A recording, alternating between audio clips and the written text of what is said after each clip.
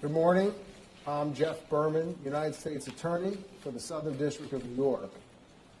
Today, we announce the unsealing of sex trafficking charges against Jeffrey Epstein. The charges allege that Epstein sexually abused young girls by enticing them to engage in sex acts for money. Epstein was arrested this past Saturday evening at Teterboro Airport aboard his private jet that had just landed from Paris, France. Epstein was taken to the Metropolitan Correctional Center in Manhattan, and later today, he will be presented before Magistrate Judge Pittman, and later a conference before District Court Judge Berman. The United States Attorney's Office will take the position at that presentment and that conference that Epstein should be detained pending trial. Epstein is charged in a two-count indictment. First, conspiracy to commit sex trafficking, and second, the substantive crime of sex trafficking of underage girls. Beginning in at least 2002 and continuing until 2005, Epstein is alleged to have abused dozens of victims by causing them to engage in sex acts with him at his mansion in New York and at his estate in Palm Beach, Florida. The victims, all underage girls at the time of the alleged conduct, were given hundreds of dollars in cash after each encounter, either by Epstein or by one of Epstein's employees. The underage girls were initially recruited to provide Epstein with massages, and often did so nude or partially nude.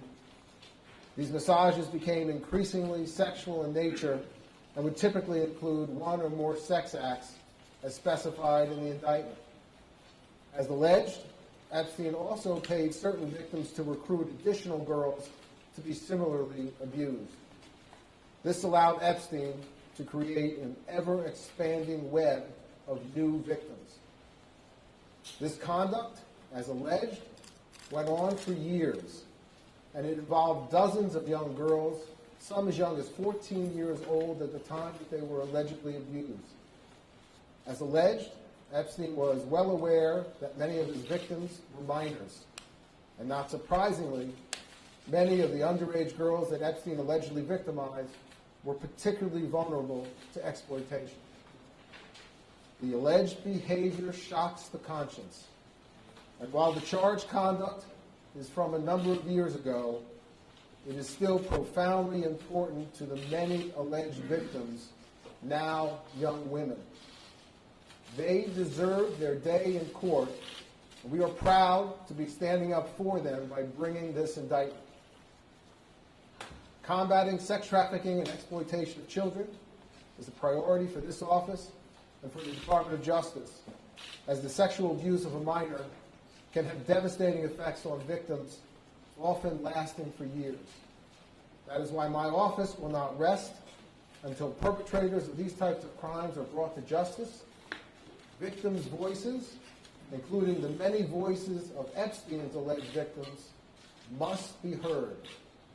To that end, I want to say to anyone who is watching this or hearing about our prosecution, if you believe you are a victim of this man, Jeffrey Epstein, or you have evidence or information relating to the conduct alleged in the indictment unsealed today, we want to hear from you. Please call 1-800-CALL-FBI. That's 1-800-CALL-FBI.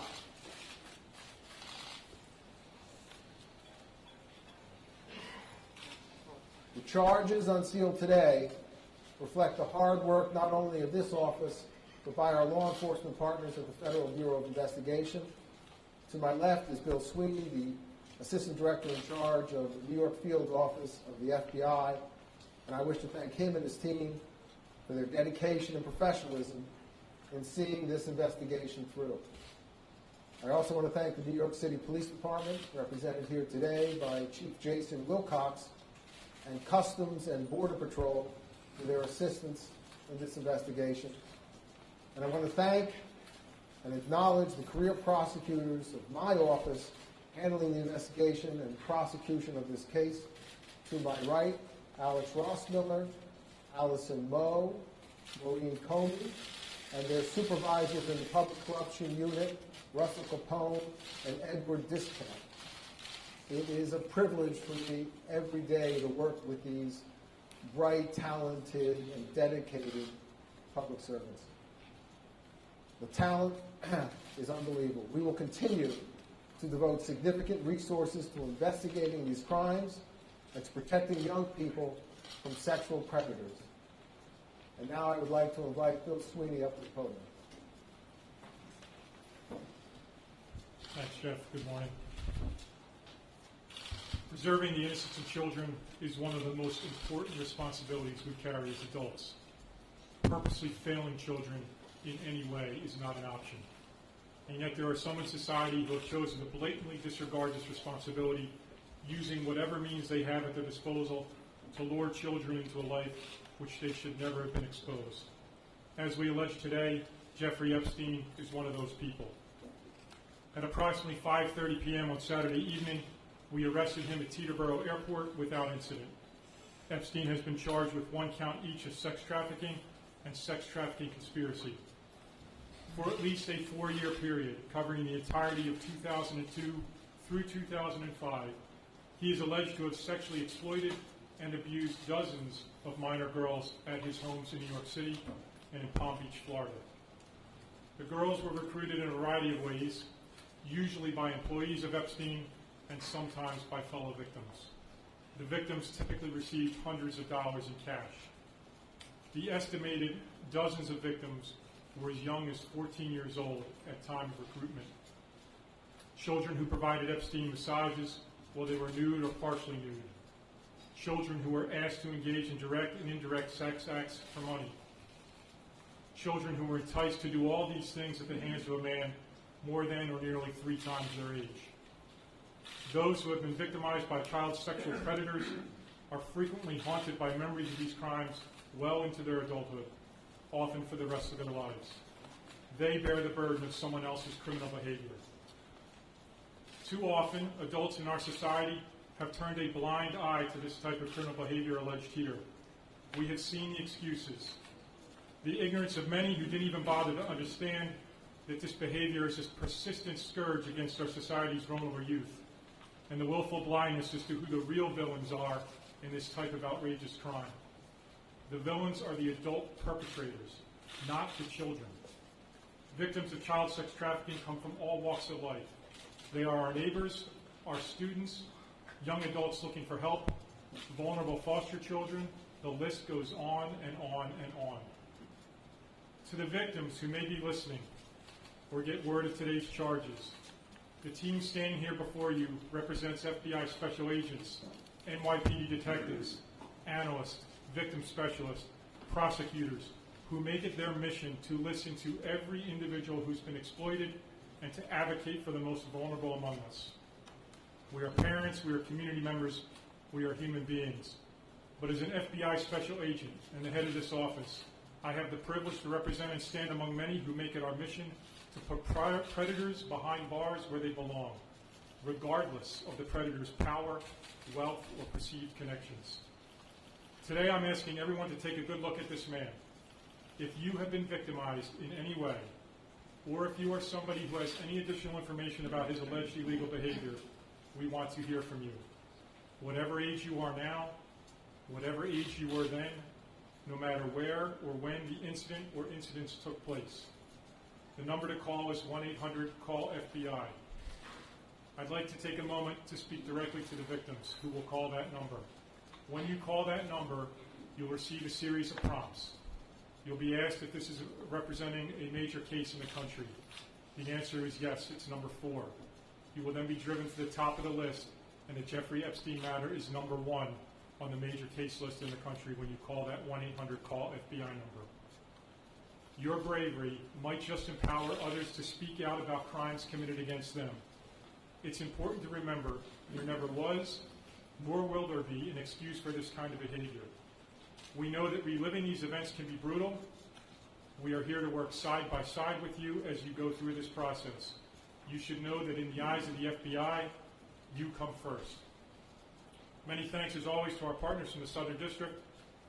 Our partnership with the NYPD on this case and so many others has been phenomenal. Thank you also to the professionals at CBP and to the Port Authority Police Department who helped us with the arrest on Saturday evening. Last but not least, I want to extend my thanks to the NYPD Child Exploitation and Human Trafficking Task Force. The public should know that to be on this task force, you must volunteer.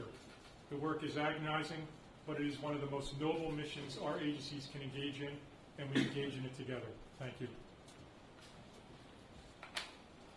Okay, we're going to take some questions, but first let me preface it by saying that there's been a lot of speculation in the media about individuals affiliated or associated with defendant Jeffrey Epstein. As you know, Justice Department guidelines prohibit us from talking about such individuals, and so I just want to let you know that if that question comes up about any individual, my answer will be no comment, and that will be across the board, no comment, and I urge you not to read anything into that one way or the other. Are there any questions? Why is it being handled by the Public Corruption Office? Could you give us any insight into why these charges are not covered by the immunity agreement that Epstein reached with the U.S. Attorney in Florida some years ago? Yes, Jeffrey Epstein entered into a non-prosecution agreement with the Southern District of Florida. That agreement only binds, by its terms, only binds the Southern District of Florida. The Southern District of New York is not bound by that agreement and is not a signatory to that agreement. Mr. Berman? Why is it being handled by the Public Corruption Unit if it's just sex trafficking charges at the moment? Well, I'm not getting into the staffing decisions at the U.S. Attorney's Office. I will say that I have confidence that the Public Corruption Unit can ably handle this investigation prosecution as it has so many other matters. I will again urge you not to read into the unit assignment anything one way or another with respect to the investigation. Looking at the evidence, how confident are you that Jeffrey Epstein is going to spend the next several decades of his life behind bars? Look, I'm not going to comment right now on the evidence. I will say that we are going to request detention pending the trial in this case. Yes, sir. I was just wondering, reading this indictment, as someone has already asked, wasn't the activities alleged in this indictment already on the Department of Justice's radar way back in 2008 when Miami's U.S. Attorney then Alexander Acosta, now Secretary of Labor, brokered a state plea bargain? Why is there no accounting for the very robust participation of DOJ at the time? And is there new information that you have or new evidence? I'm not going into any dealings with main justice, nor am I going to go into any aspects of how our investigation originated. I will say that we were assisted from some excellent investigative journalism. For the FBI, for the Assistant Director, I just wanted to ask you, the FBI tried to get him years ago the first time. How important was it to get back at this, to try and bring charges against him, and given everything that transpired? I wouldn't comment on getting back at anybody or anything. That's not the way we work. We work with facts. When the facts present themselves, as Mr. Berman hinted at, through investigative journalist work, we moved on it. Mr. Sweeney, you used the expression willful blindness. Is any of that directed at the government or investigators who handled this the first time around? No, I'm talking about society in the whole. We've seen sex trafficking cases all over the place. It's a very busy task force, and my opinion is often in society we ignore it, and we ignore the vulnerable victims. On Saturday night, you guys executed a search warrant for Mr. Epstein's evidence. There were cameras that show your agents there. What did you find at that? Yes, contemporaneous with the arrest of Epstein at Teterboro Airport, agents executed a search warrant on his mansion in New York City and recovered and seized, and that was a search pursuant to a valid warrant.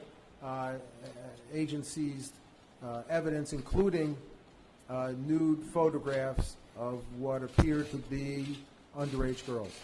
Yes. I'm sorry, what was it?